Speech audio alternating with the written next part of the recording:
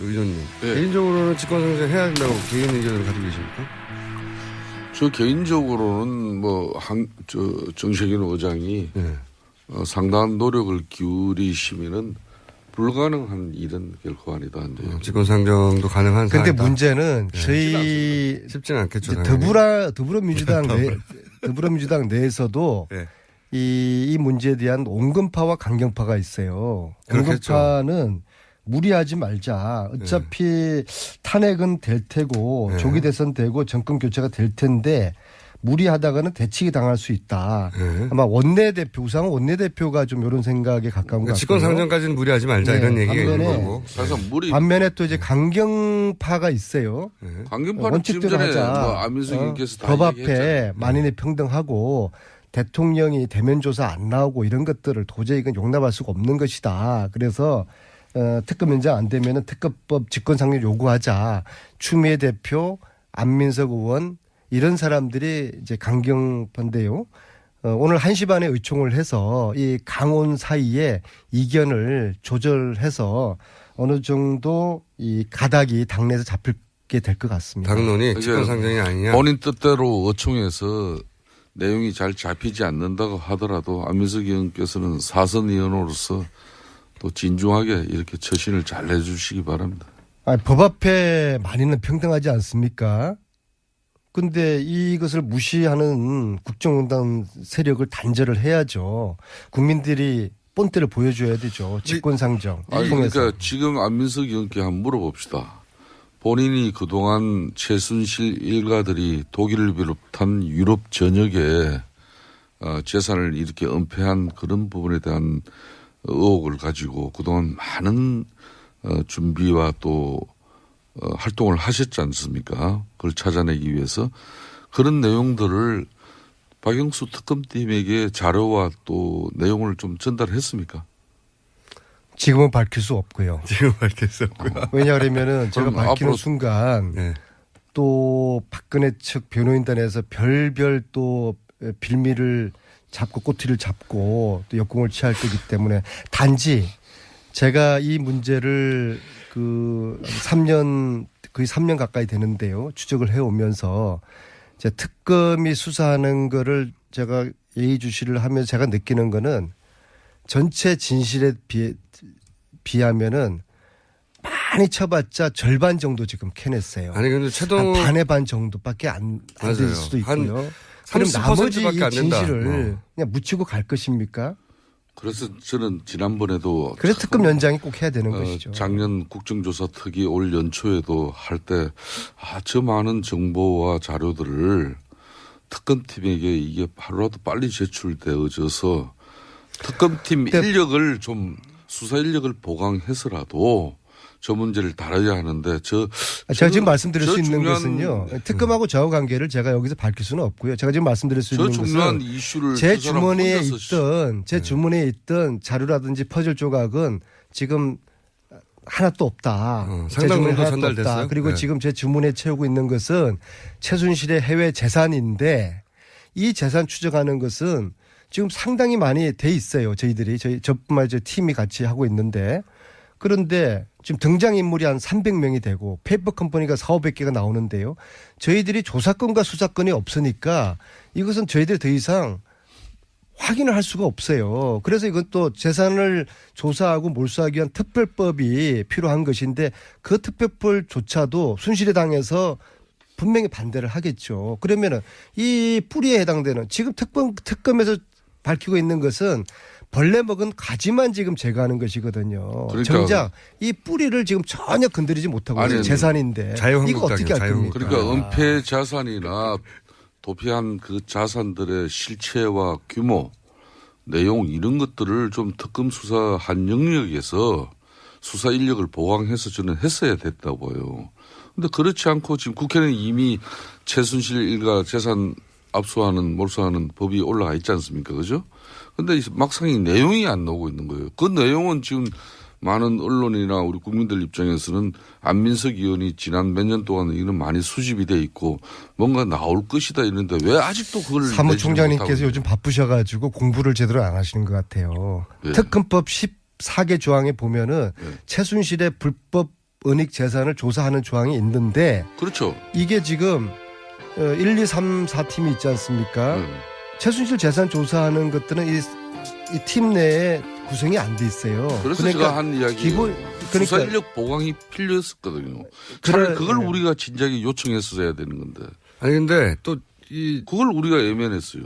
그게 돈을 추적하는 게 쉽지가 않다고 해요. 오래 걸린다고 해요. 거기는 국세청 최소한 1년이 네. 걸리는 것인데요. 그래도 국세청 공정이 뭐 이런 단서들을 몇 개 네. 중요한 지금 단서들 발견된 것들은 하려면 할 수 있는데 근데 지금의 특검의 인력이나 시간 한계 때문에 손을 전혀 못 들어가고 이재용 있거든요. 부회장 그러니까 그 영장 재청구하는데 모든 인력이 2주간 투입됐다고 하니까 또 그러니까 감옥에서 최순실은 웃고 있죠. 아니 그래서 제 말은 궁금한 것은 연장해야 되는데 방법이 직권상정밖에 없는데 직권상정에 대해서 정세균 의장이 부담을 느끼는 것까지는 이해했어요. 그럼에도 불구하고 직권상정을 하게 만드는 힘은 결국은 국민들이 이걸 원한다고 뭐 엄청난 숫자의 국민들이 원한다는 걸 알려드리고 그리고 정치권 내에서도 노력하고 이거밖에 없지 않습니까? 바른정당이 정세균 의장한테 직접적으로 이걸 요청할 생각은 없으신가요? 뭐 지금 뭐 저희들도 정세균 의장 이 방송 마치면은 이제 안민석 의원과 특검 기간 연장 이 특검법에 대해서 의장의 단호한 어떤 그런 입장이 필요한데 그걸 전달하러 가시기 같이 가기로 했습니다. 그렇군요. 그런데 사실상 이거는 우리가 많은 청취자들 계시니까 똑바로 전달해 드려야 되는데 국회 선진화법에 따라 가지고 이건 교섭단체 한 곳이라도 반대하면은 국회의장이 사실상 수용할 수가 없습니다. 그래서 자유한국당이 이걸 끝까지 털고 수용하지 않는 그런 입장이라면은 정세균 의장 보고 지금 헌법과 법률의 어떤 그런 법률을 어떻게 보면은 입에하면서까지 그렇죠. 판단을 해야 되는 그런 정치적 엄청난 부담이 있죠. 비상시국을 어떻게 해석하느냐의 문제인 것 입법 같아요. 수장입니다. 네. 입법 수장만 아니더라도 뭐 그분이 어떤 판단을 했다 하더라도 또 넘어갈 수 있는데 입법부의 수장이 참 이런 안타까운 사정이지만은 뭐 지금 국회법 위반하면서까지 직권상정한다는 것은 이거는 엄청난 또 혼란이 그리고 되겠죠. 바른정당은 밤에는 순실이당하고 밀당하지 않나요? 하야 이야기 나오는 자유한국당의 의원님. 하야 이야기 나오는 거 보면서 어제 갑자기 바른정당하고 순실이당에서 자유한국당이요. 네. 대통령이 탄핵 전에 자진사퇴 그런 이야기를 동시에 하고요. 또 자진사퇴 전제로 정치적인 타협이 필요하다. 즉 말하자면 대통령이 하야하는 조건으로 법적 사법 처리는 시키지 않는 걸로 하자. 그런 그 이야기들을 쭉쭉 양당에서 띄우고 있더라고요. 그러니까 그거는 밤에는 양당이 뭔가 밀당이 진행되고 있구나. 그런 저는 의심이 들던데 그렇지 않습니까? 그는 저희 바른정당의 공식적인 입장도 아니고 네. 원내대표 개인의 의견이었다고 그는 하던데. 분명하게 어제도 조호영 원내대표의 개인적인 입장이었다고 분명히 정리가 된 사항인데 우리 안민석 의원은 꼭 한 부분만 이렇게 딱 기억하고 나머지는 그냥 전부 그 왜 그래요?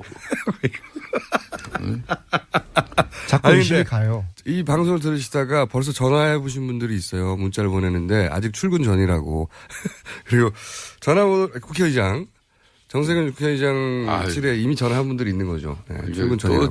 지금 민주당의 주특기가 국회의장을 비롯한 국회의원들 300명 안민석 의원의 주장과 뜻에 동조하지 않으면 금방 그냥 근데 몇천 개의 전화가 날라. 의장님은 8시 반에 나오시는데요. 지금 7시 50분이면은 우윤건 사무총장이 나와 계시거든요. 네.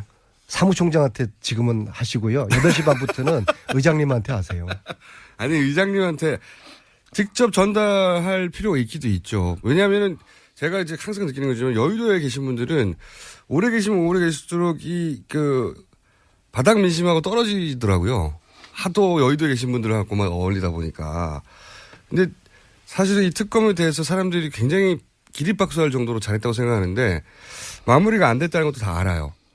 연장됐으면 좋겠는데 방법을 모르는 거죠, 일반인들은. 모르니까 그럼 직권상정하면 돼? 그러면 정세균 의장한테 그걸 원하는 사람들 이렇게 많다는 거 알려줘야 되겠네? 이런 생각을 하는 거예요, 자동으로. 의장님이. 공장장님, 지난번 우리가 국정조사 특위 기간도 얼마나 아쉬워했지 않습니까? 네. 안민석 의원과 또 위원장인 저도 수많은 노력을 했지만은 결국 자유한국당 반대하니까 국회의장이 할 수가 없는 거죠. 이거 뭐 직권상정보다는 훨씬 용이한 그것도 처리하지 못하는 상황이었어요. 뭐 그렇기 때문에 국민들의 안타까운 마음을 안민석 의원께서 적극적으로 대변하는 그 심정은 의장님께서 역사의 총대를 메시면 정세균 의장님은 대한민국의 영웅이 되시고 구국의 영웅이 되시는 것입니다. 너무 또 두려워하지 마십시오. 정식인 국민들이 지켜드리겠습니다. 국회의장실 전화번호 알려달라고 자꾸 문자가 오는데 저희가 알려드릴 수는 없고요.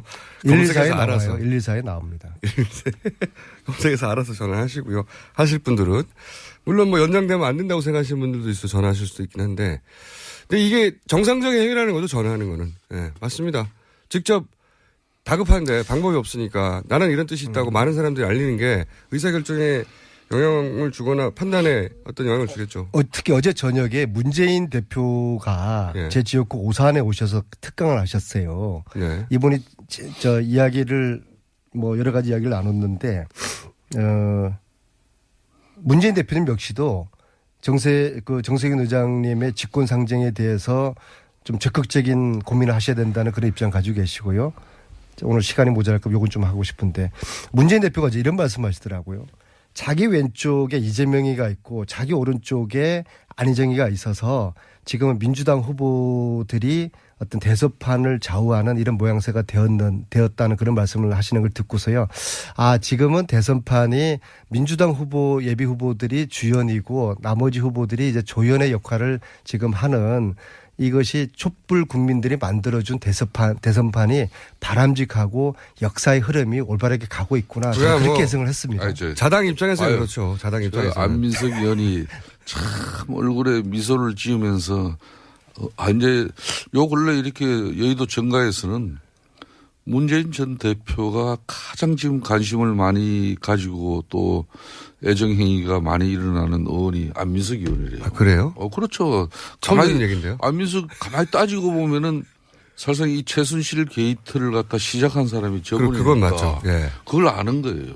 그러니까 뭐 문재인 대표가 지금 얼마나 민생투어에 달것이 많은데 오산까지 가셔가지고 탄핵 인용되기 전에는 예? 특정 후보에 대한 지지 표명을 하지 않을 것입니다. 왜냐하면은 대선보다는 탄핵이 우선이기 때문입니다. 이미 앞으로 무줄도사라는 이야기는 하지 마세요. 이미 문재인 줄의 가장 핵심적인 김무성 전 대표 나옵니까 안 나옵니까? 안 나옵니다. 아, 확정됐어요? 제가 볼 때는 안 나옵니다. 가장 가까운 분이 하신 얘기니까. 뭐 국민들이 첫째 나올라 그러면은 김무성 전 대표가 보수의 새로운 대안이 될 수 있다. 뭐 대안으로서 재등판이 필요하다면은 국민들이 크게 관심을 기울여줘야죠. 그렇습니다. 그게 뭐 계량 수치로 이렇게 나와줘야 되는 것이고. 홍준표 지사께서 좀 기웃거리고 있지 않습니까? 바른정당에. 홍준표 지사는 일로 바른당으로 옵니까? 홍준표 지사는 지금 사실상 자유한국당과 바른정당 뭐 이런 고민보다는 말 그대로 여론의 추이를 보고 있는